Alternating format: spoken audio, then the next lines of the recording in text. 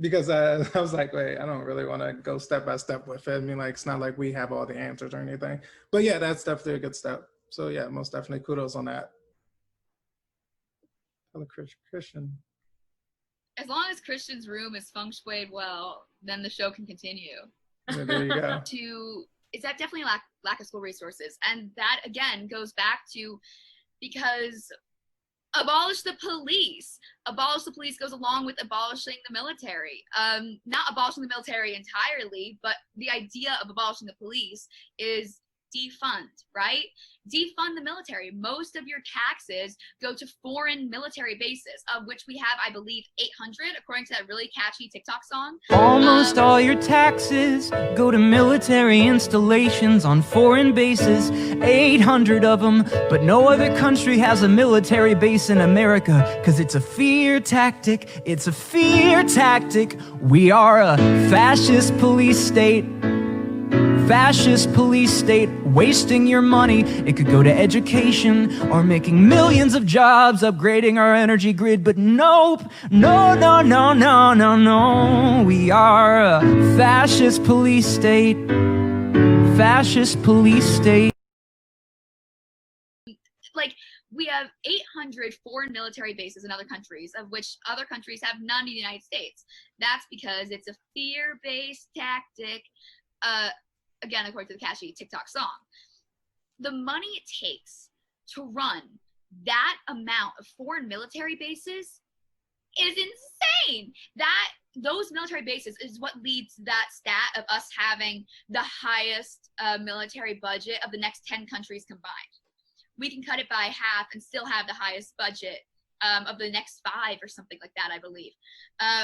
If we were to cut the amount of overseas bases that we have, and also defund and abolish the police, we would have the funds to do these things. It's not that there aren't solutions.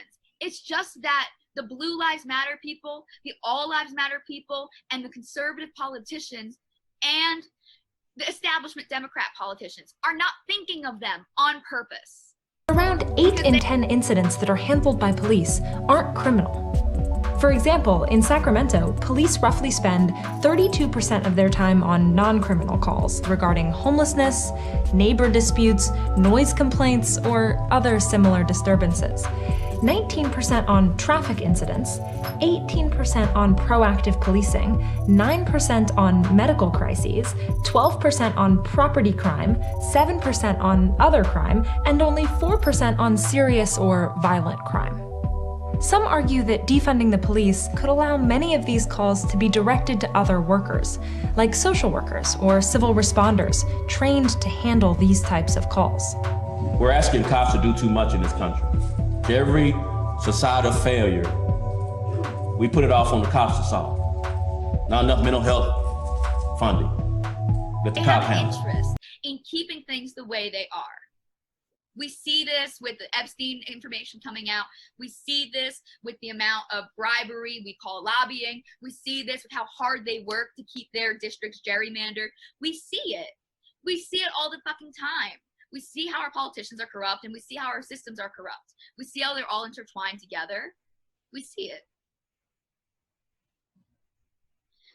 On that note, unless someone has anything else they'd like to bounce off of that with,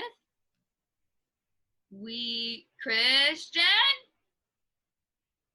Why are you looking at me? White pointed to you. Well, he didn't because he pointed. No, well, for me, he didn't. So thank you. I know where I am on Lucy's screen. That's why I pointed that way. Oh, word! Yeah.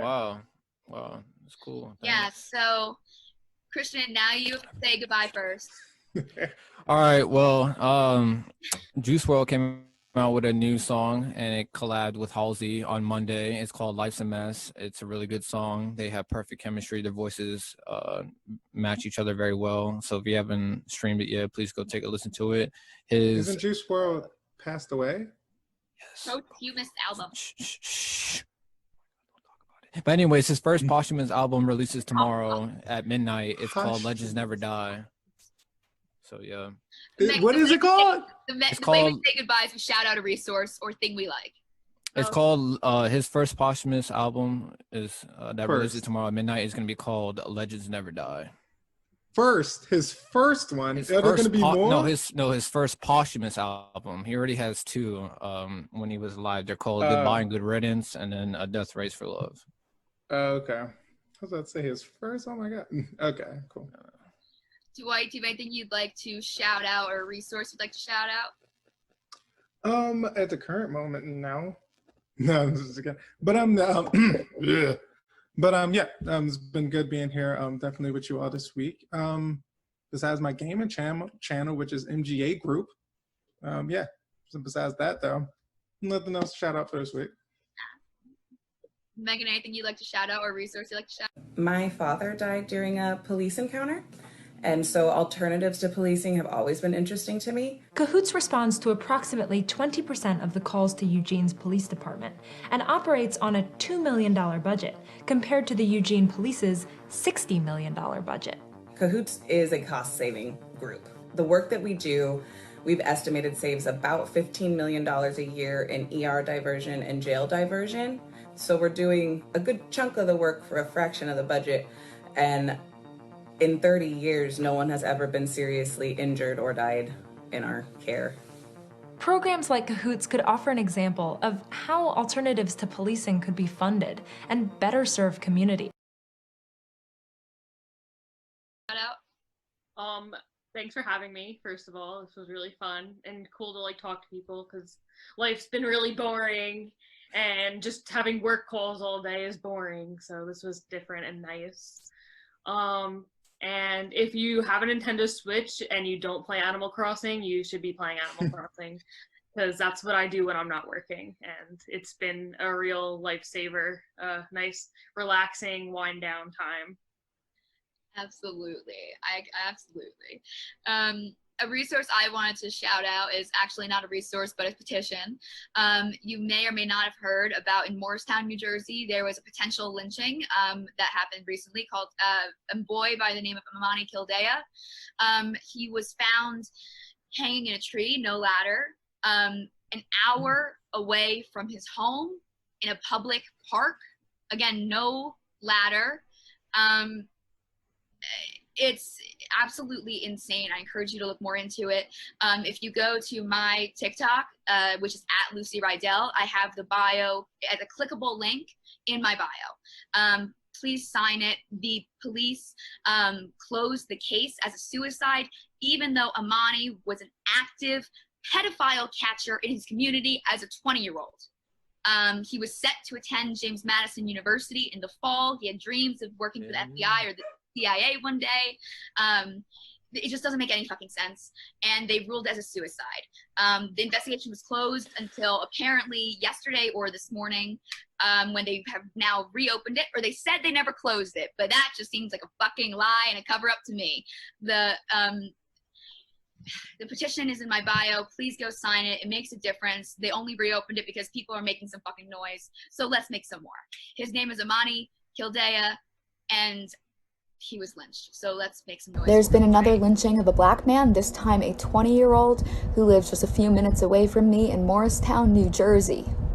His name is Amani Kildea. This one is another one that makes no sense, and they've already closed it as a suicide without any investigation. He was found an hour away from where he lives, but you cannot physically hang yourself from a tree with no ladder, no nothing.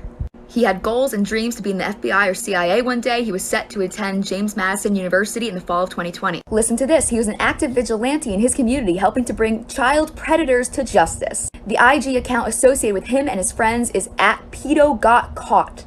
This was not even a factor in considering his death.